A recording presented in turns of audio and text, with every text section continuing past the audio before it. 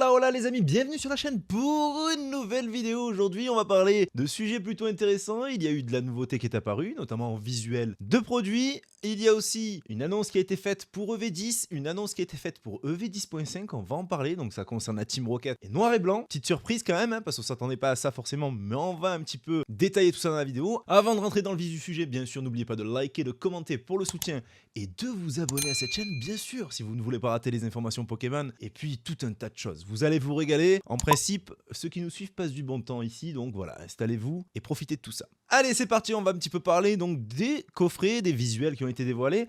On en a parlé déjà dans les dernières vidéos de la chaîne, notamment de ce coffret-là. Le coffret Dracofeu avec une carte lenticulaire. Alors ce sera la Jumbo, étonnamment, mais ça tombe sous le sens un petit peu. Puisque finalement, avec un grand format, eh bien, on pourra se rendre compte de l'effet que ça donne à la carte et peut-être se régaler.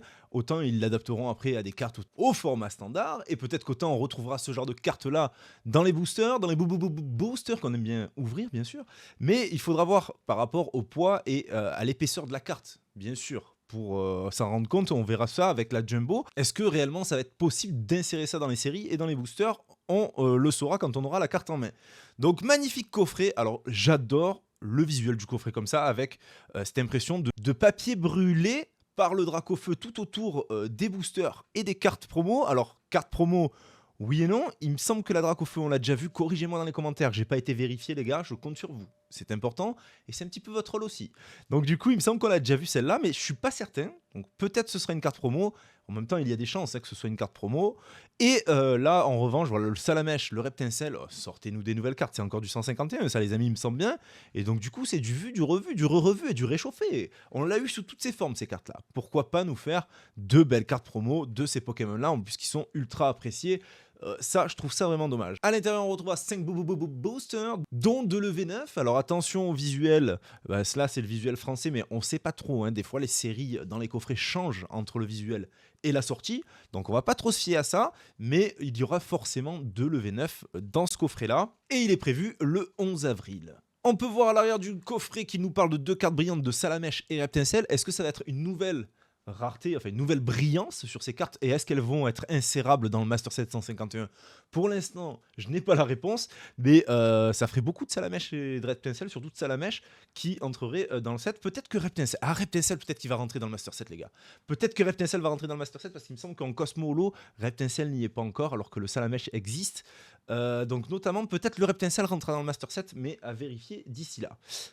Ici, donc, vous pouvez voir une petite explication, un petit tuto par rapport à la carte lenticulaire. Donc voilà, c'est comme je vous expliquais la dernière fois dans la vidéo, c'est à l'ancienne en fait. Comme on tourne la carte, eh bien, on a un angle de vue différent du Pokémon. Et là, en l'occurrence, ce sera Dracofeu, et bien comme si qu'il passait à l'attaque. Et je trouve ça stylé. Sur le papier, voilà, ça a l'air pas mal du tout. À voir en vrai la qualité de l'image.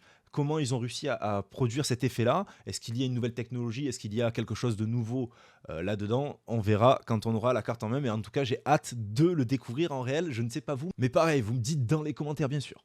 Deuxième coffret qui a été dévoilé, c'est le coffret Ampibidou et Machine. Alors, on s'attendait à la carte postale. Sûrement, il y aurait un autre item avec un autre coffret, avec une carte postale. Normalement, c'est prévu ça aussi dans le futur. En tout cas, dans les items qui vont sortir au cours de l'année. Mais là, on se retrouve avec un coffret 6 boosters, avec une carte full art promo sûrement, et un Tétampoule qui doit s'insérer dans un des sets. Je pense que c'est une carte Cosmo Holo. Un autocollant, ça c'est sympa pour les enfants. Moi je sais que mon fils adore, enfin mes fils adorent prendre des petits autocollants, les coller partout. C'est un petit peu casse-pied pour la maison, mais c'est comme ça, hein. On accepte les amis bien entendu. Et ensuite ils nous ont refait leur histoire de plastico avec des portes trucs. D'habitude c'est les portes cartes, maintenant on a carrément les portes dresseurs, les portes Pokémon, et il y a tout un ensemble de produits comme ça. Ouais, je suis pas fan de ça les gars, moi je suis pas fan, je vous le dis. Voilà, là vous le voyez mieux plus en détail, donc ça fait je sais pas, comme du plastique posé sur son socle. Ça je suis vraiment pas fan les amis de ce genre de produit, hein, vous le savez. Pour les cartes, les porte-cartes, j'étais pas emballé plus que ça, puisque forcément, c'est un truc, bon, pour moi, ça met pas plus en valeur que ça la carte, et en plus, ça prend la poussière, c'est pas génial.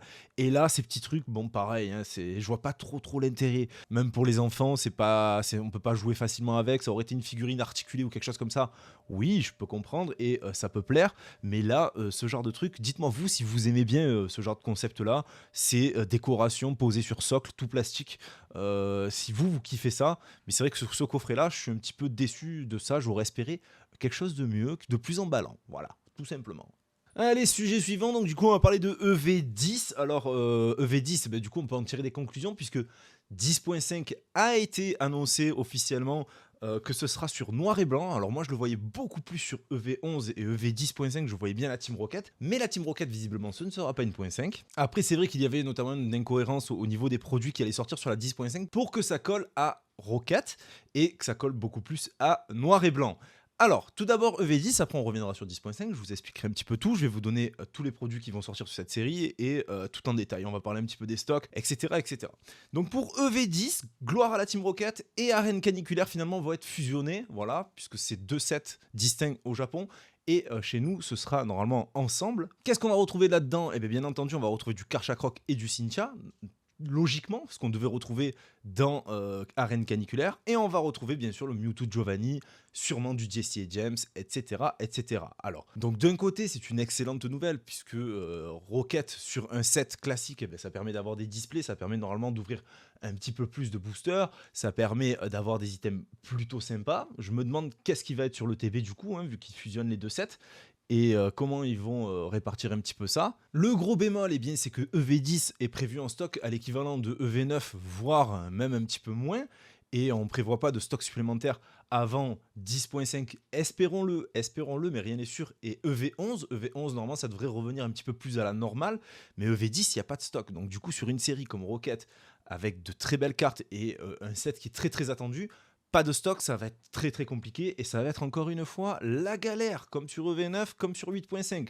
Franchement, il faut que Pokémon Company se réveille et nous imprime des cartes et les séries, les gars. En français, il y a de la demande, on est là, on veut du produit. On se retrouve vite fait sur Poké Guardian avec les decks Rosemary et Pierre et leurs Pokémon.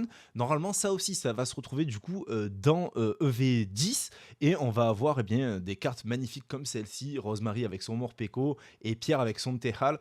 Donc du coup, vraiment, elle va être banger cette série-là. Et en plus, si on se retrouve avec du Jesse et de l'Arbok, du James avec du Smogogo, etc., ça va vraiment faire du bruit cette série-là et ça me donne déjà envie. Je me demande vraiment ce qu'ils vont mettre comme effigie sur la display et sur le TB. Donc ça, on le verra ensemble sur la chaîne, bien sûr, avec les visuels de tous les items qui vont sortir prochainement. D'ici, je pense, un petit mois et demi, vers la sortie de EV9, on va commencer à avoir des leaks de EV10 et on en saura plus pour la version française. Je pense qu'on va pouvoir s'attendre à un set assez gros, assez massif, puisque du coup, ils mettent pas mal de choses à l'intérieur avant la 10.5 qui va être un remake de 151, mais pour la 5e gêne. Donc pour EV10.5, on va se retrouver avec la série noir et blanc. Donc au Japon, ce sera Black Bolt et White Flare. Donc ici, ce sera en une seule série. Visiblement, enfin nous, on a vu pop chez certains de nos fournisseurs, eh bien la 10.5 officialisée et les items apparaître. Donc du coup, enfin apparaître pas le visuel, mais le listing en tout cas. Et on a pu voir qu'il y avait 2 ETB. Donc voilà, là quand j'ai vu ça cette semaine, c'est vrai que je me suis dit, bizarre, bon 2 ETB ça peut coller encore à Rocket, mais c'est un petit peu assez étonnant, alors que sur noir-blanc, 2 ETB ça colle complètement. J'espère vraiment qu'il y aura du stock, parce que pour avoir les 2 ETB, si on a le même stock que 8.5, ça va être très complexe, et franchement je l'espère pas. On va se retrouver avec 2 coffrets classeurs, donc pareil pour du noir-blanc, ça colle, 2 coffrets classeurs différents, avec 2 illustrations différentes, un coffret poster, des tripacks, je sais pas s'il y en a 2 ou 3, et ce sera des tripacks stickers.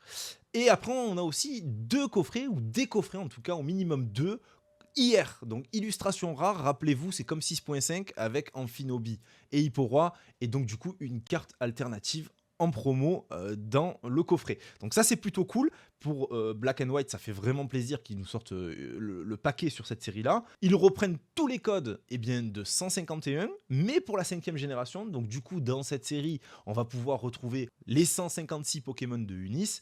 Et bien sûr, après une galerie, je sais pas comment ça va se tourner, mais sûrement des AR et des Alt, tout comme 151. Donc ça s'annonce également une série assez banger.